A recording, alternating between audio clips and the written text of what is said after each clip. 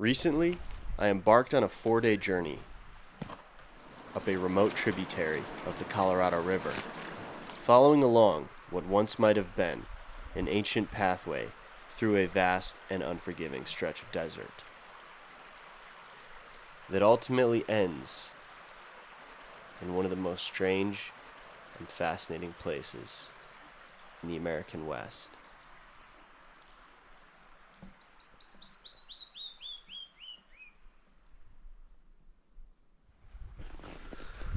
All right, good afternoon.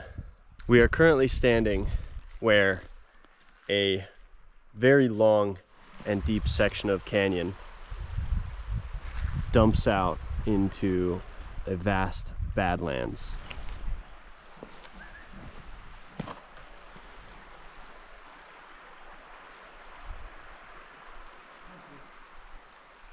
Over the next 4 days, we are going to be exploring up into this canyon. And on my way down here, I spotted something up on the side of the canyon wall. So that's where we're headed right now.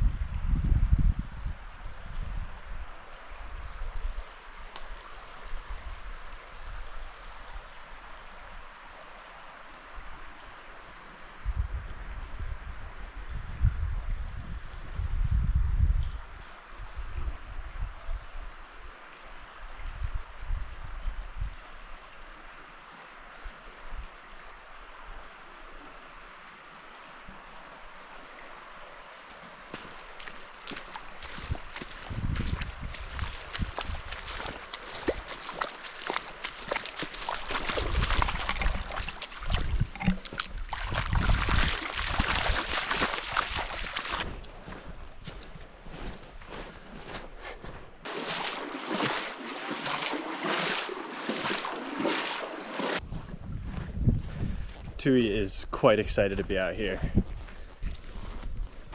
It's pretty cool. It's a very angular block of stone. Look at that angle on it. Almost 90 degrees, perfect. As you can see, this area has some spectacular examples of jointing. The geologic process where these blocks of sandstone get cut into linear lines and almost 90-degree angles underneath the ground. Then they erode onto the surface where you can really see it. And these massive blocks of stone are just the perfect canvas for the ancient artists who walked across this land for thousands of years. So that's what we're ultimately on the hunt for at the end of this video. We will be there.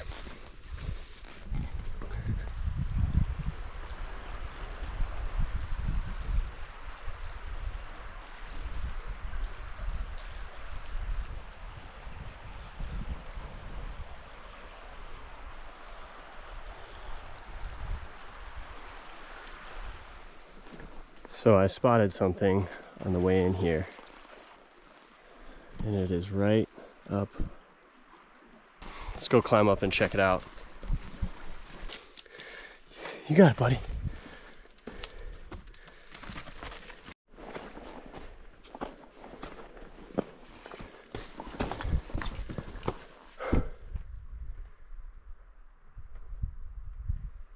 Wow.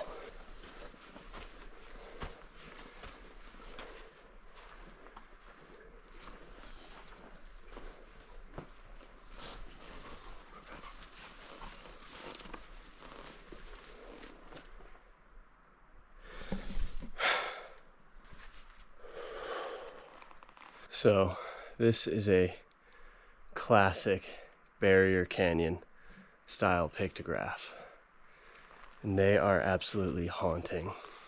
And they're perhaps some of the oldest artwork that you can find on the Colorado Plateau. Some estimates put them as far as 9,000 years ago. There's an entire theorized culture of people that left these all over the American Southwest, but we can find no other traces of their existence except for their art style, which you can find on the deepest, most remote, inaccessible walls of canyons in the West. It is on a panel facing downstream towards the gateway and the entrance of this canyon. The feeling of seeing this when you're down at the river and looking up, it's pretty haunting. So as you can see, it has that torso is just long and tapers down, just fades off, tapers off into nothing.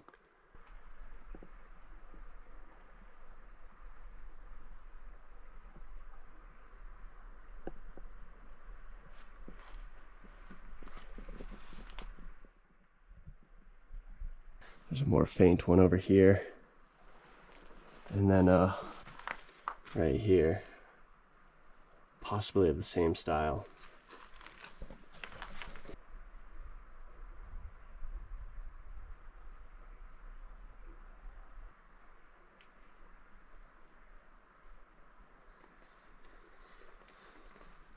And if you look right here, there's an expanse of where it looks like pecked out wall, sort of radiating from this one zone. Clearly happened later in the time frame. And as a reminder, if ever you find yourself in a place with pictographs or petroglyphs, you know, don't touch it, don't move anything, just be a silent observer and leave with nothing except just the picture of it in your mind. This one's really well preserved. Let's keep it that way. All right, we're gonna head down, start and head back up this canyon before it gets too dark.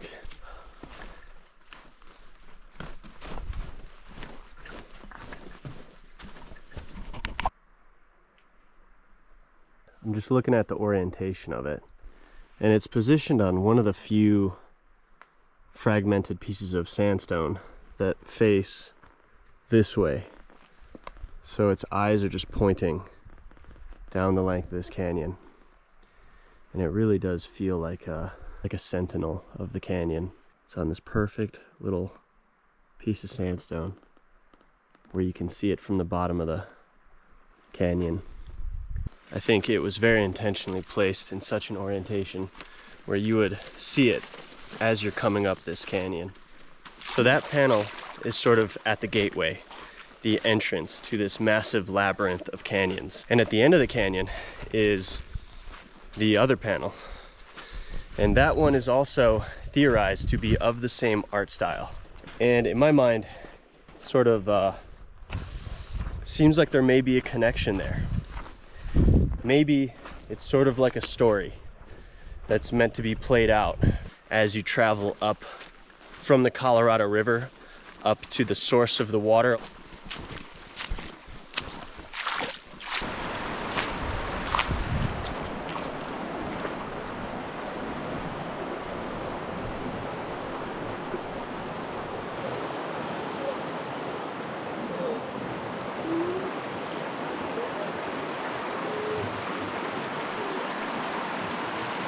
So every time you step foot in a tributary of the Colorado River, you are connected to all the other millions of waterways that pour into the Colorado.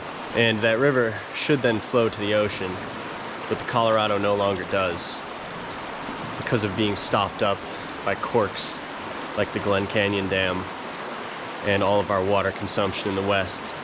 These streams and rivers were once the highways for the people that passed through this land.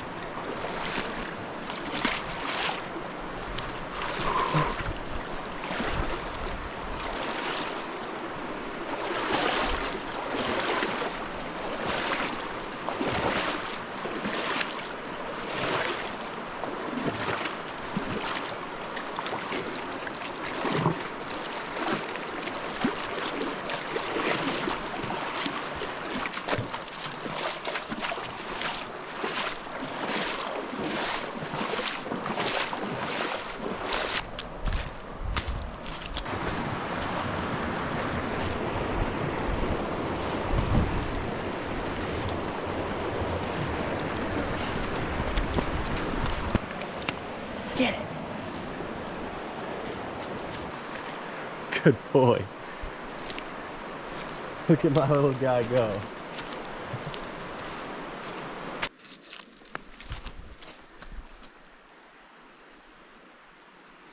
These might be geodes.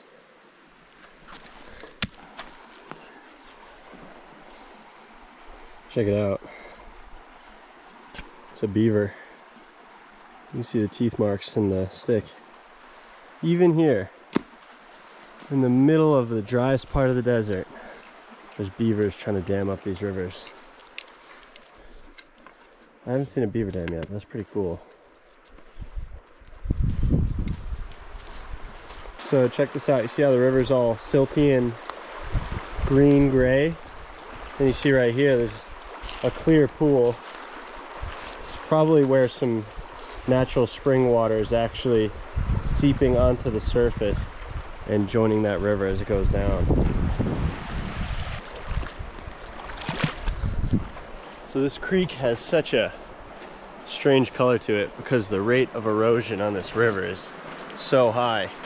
It's just carrying so much sediment and dissolving the land so rapidly, and when you swim in it and you come out of it, you're covered in like a fine layer of silt. It's really hard to filter it. It just clogs up your filters and it's just really tough. And I'm actually gonna be able to backpack the next section of the canyon overnight. Let's go do it.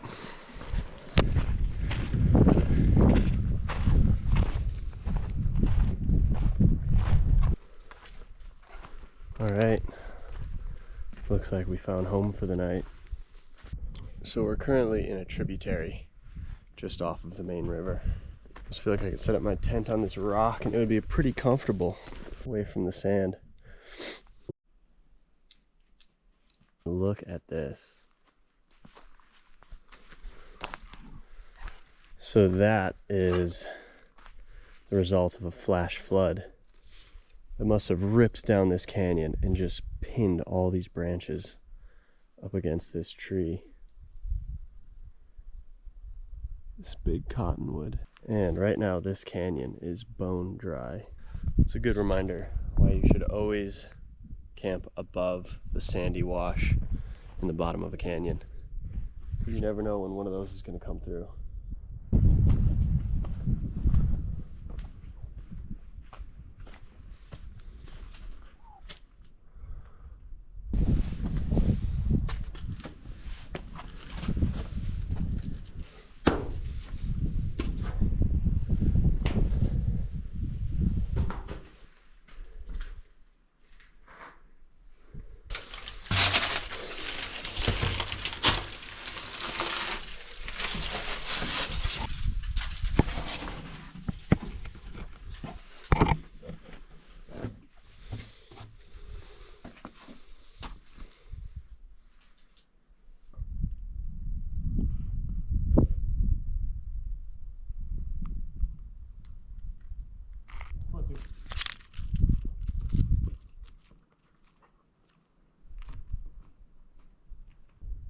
Go!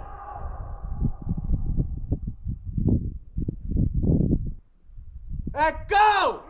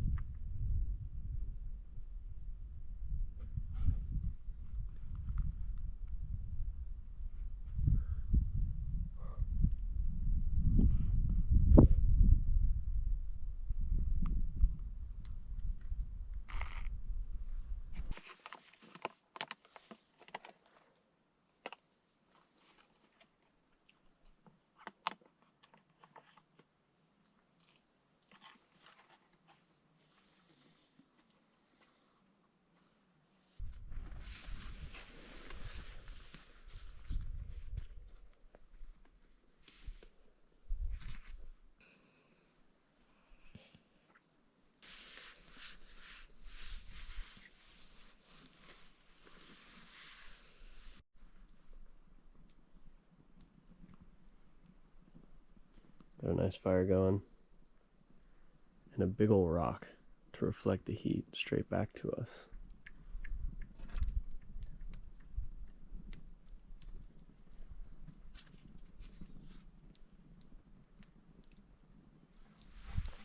All right, good morning. We are just taking a morning stroll up this canyon.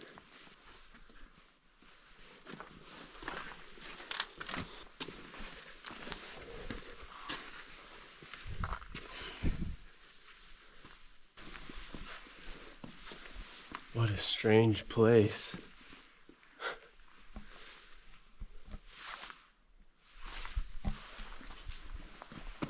Look at all these like brick rocks that broke off from the ceiling.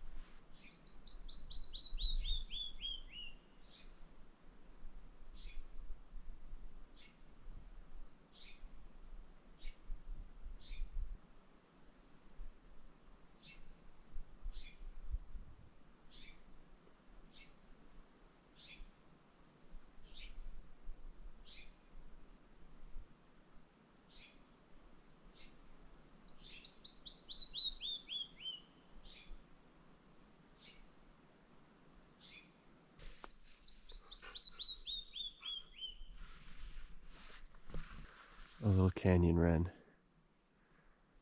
It's my favorite bird call.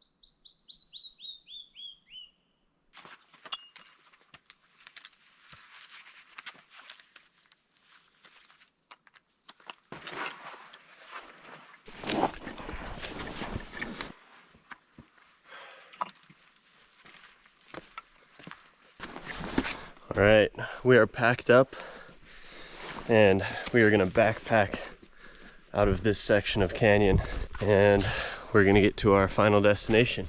One day I would like to do a proper through hike all the way from start to finish, but it's just not possible with Tui. I think the artwork and the life here is proof of how sacred this place is, and it's on all of us who care about nature in the West. Try to restore the Colorado to its wild state once again. It's one of my missions in life, and the Glen Canyon Dam has got to go.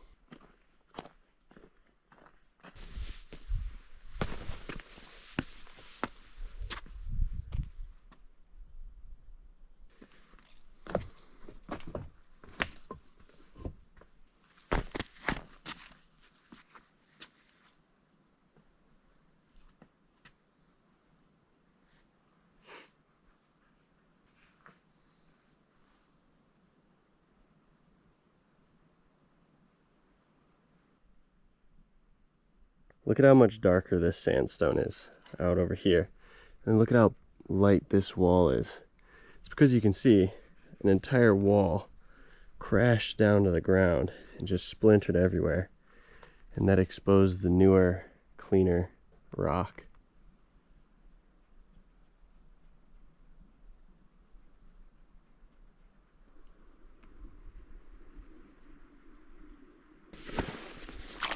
Never know how deep it's going to be.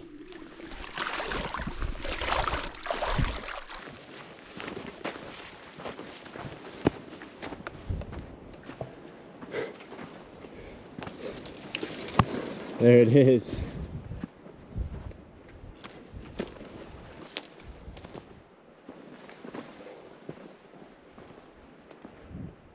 That is what we've been following this waterway up to get to.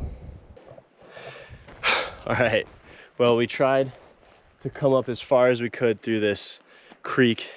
It's so overgrown and sticky. It was not fun. And where we are, the canyon that we have been in the last couple days is just about to terminate in a big fork.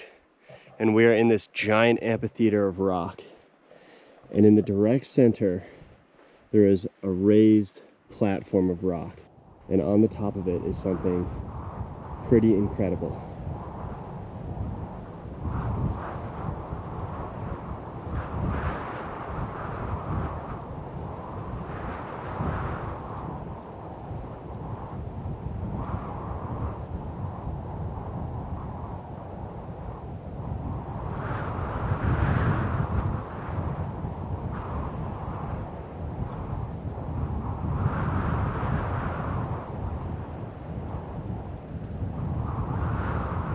And yes, there are much easier ways to get to this thing.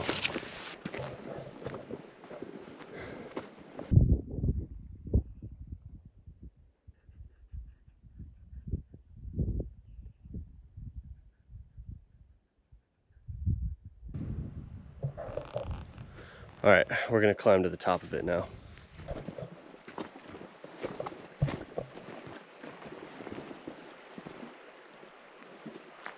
So there's the river down there. You can see it's just a tiny little trickle at this point.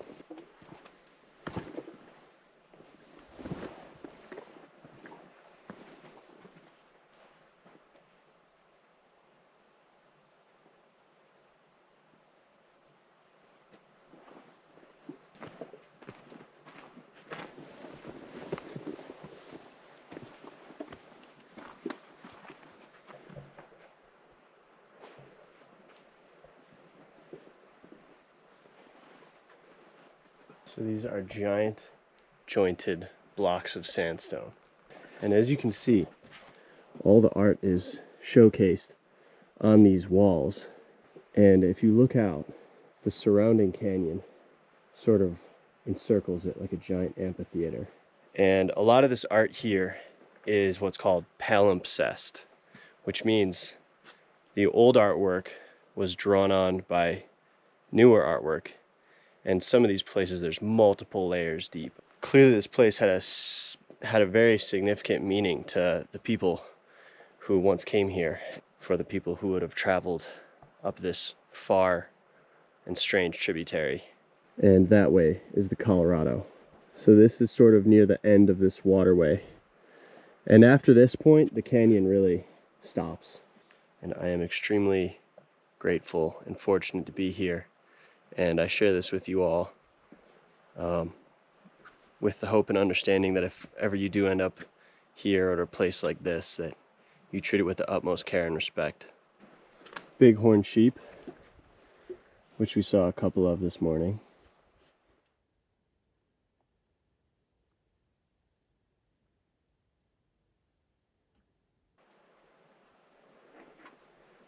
But then most of the art is concentrated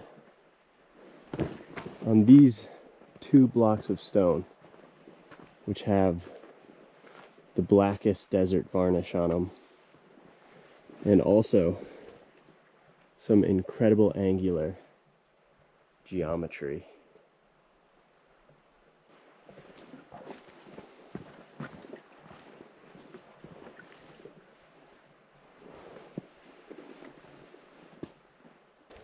Anthropomorphic figures. Bighorn sheep. And a bear And then what looks like somebody riding a broomstick. There's a lot to unpack here. There's a man with something slung over his shoulder.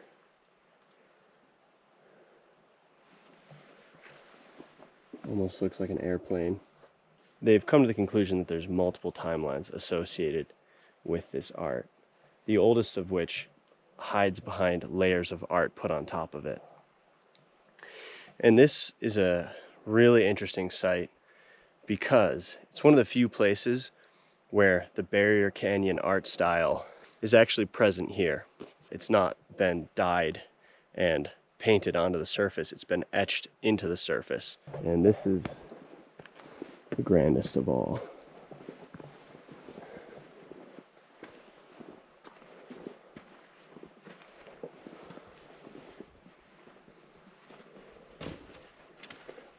So that's that Barrier Canyon style.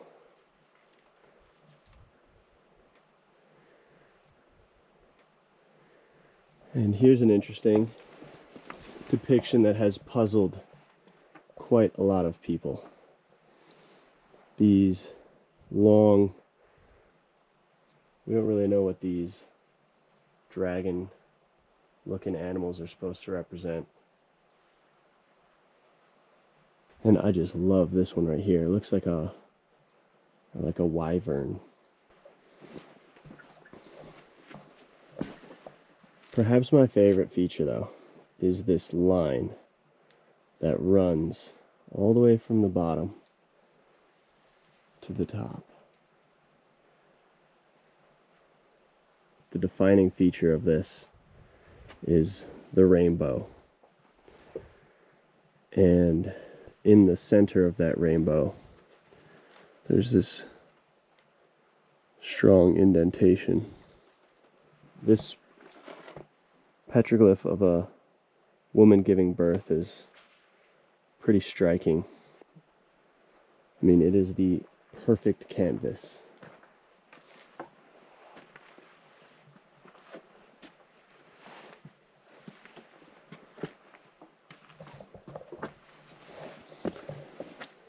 And that right there looks very similar to the pictograph we saw at the beginning of this canyon. Wow. There's just so much time condensed. It's just an insane trip. It's just wild.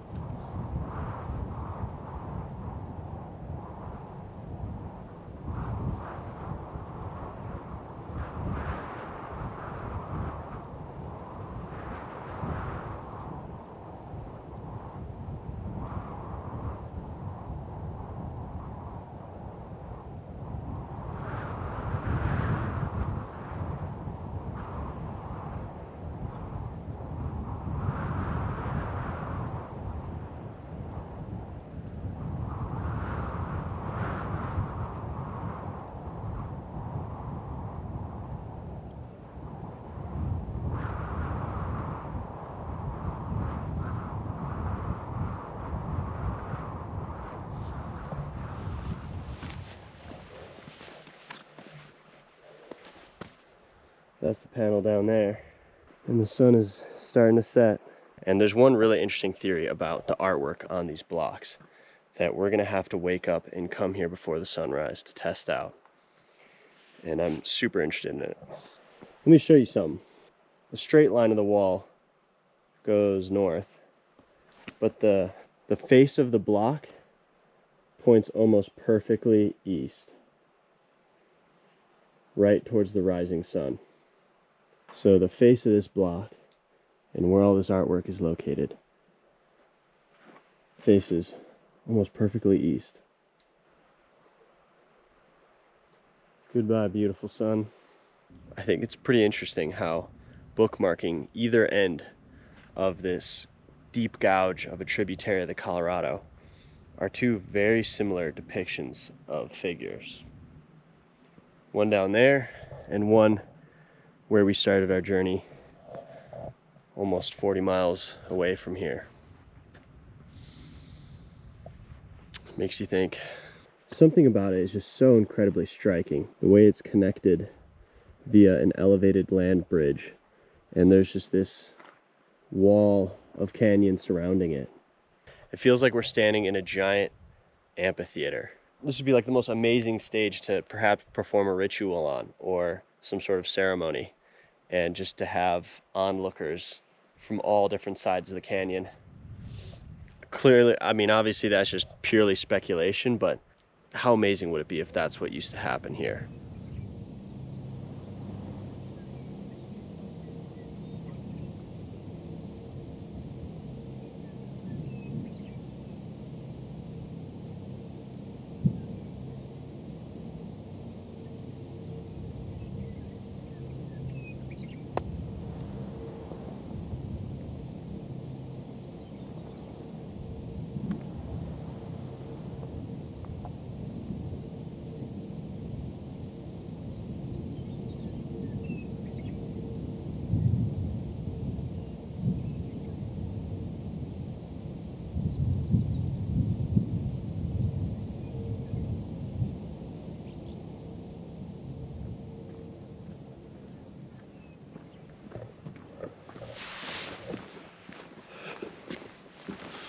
Oh, jeez. All right, good morning. We have returned just before the sunrise to see this panel right in the early morning sun. Everything will be illuminated beautifully, and we could possibly test out some of the theories that I've heard around ways it may have been used. So the really most interesting theory to me is that it's a sun calendar, and a stick was planted into the ground in front of the panel, and the stick roughly aligned with this center hole in the middle of the rainbow, and depending on the angle of the sun rising, the shadow of the stick passes on different corresponding pictures on the panel, and therefore could have been used as a timetable. So I think it's a really fascinating theory. Unfortunately, there's no real guidance on like where you're supposed to put the stick. So we might just have to wing it. Oh man, once again, every time I walk up to this, I get chills. It's just beautiful and strange, and we're about 70 days away from the summer solstice. It's theorized that one of the solstice images is a person holding their hands over their head. Kind of like humans seem to have a tendency to sort of just like raise our hands towards the sun. And then inside the rocks, there's more panels that we gotta go find later.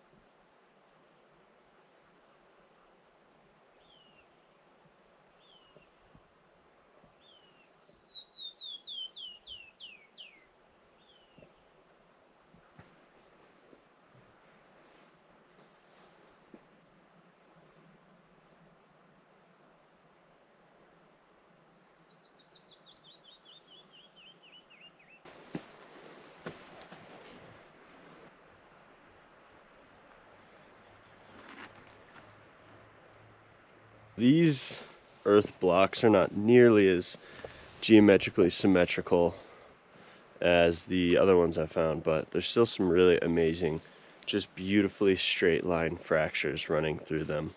That sun is starting to hit the panel. It's got this beautiful golden color in the early morning sunshine.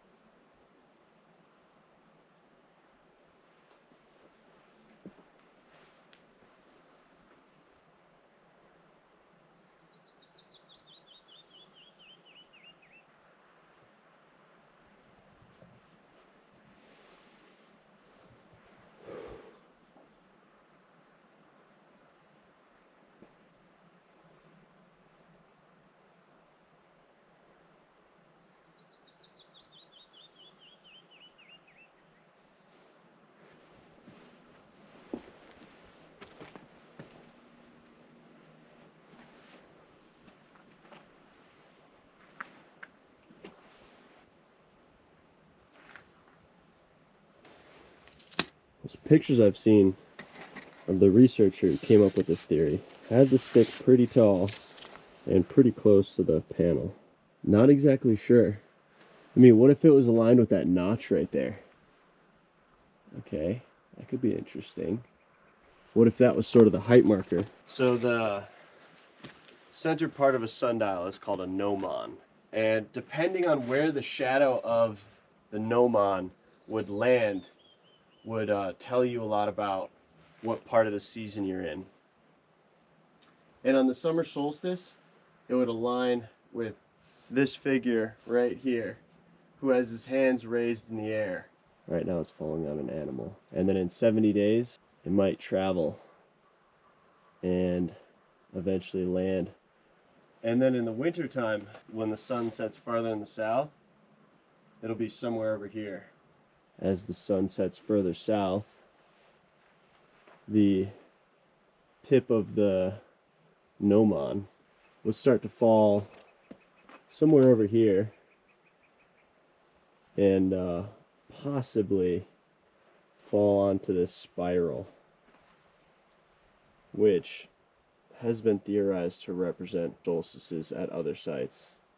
Depending on where the sun rises over the tops of these cliffs will dictate where that shadow falls.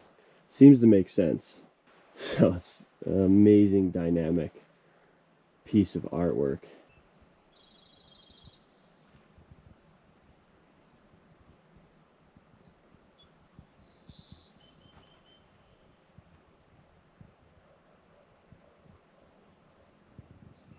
No, this is not for certain a fact. It's just sort of the leading theory put out about what this panel is and how it was once used.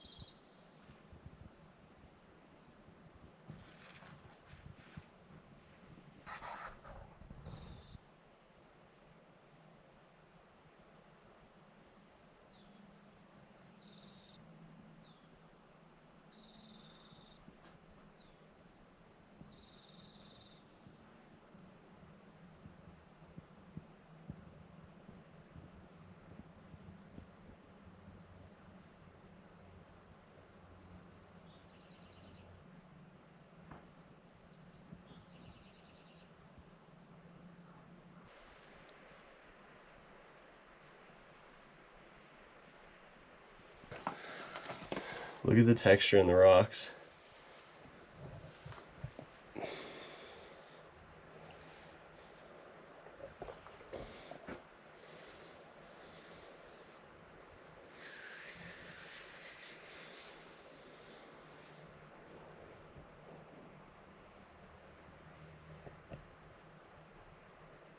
So these are all crystals.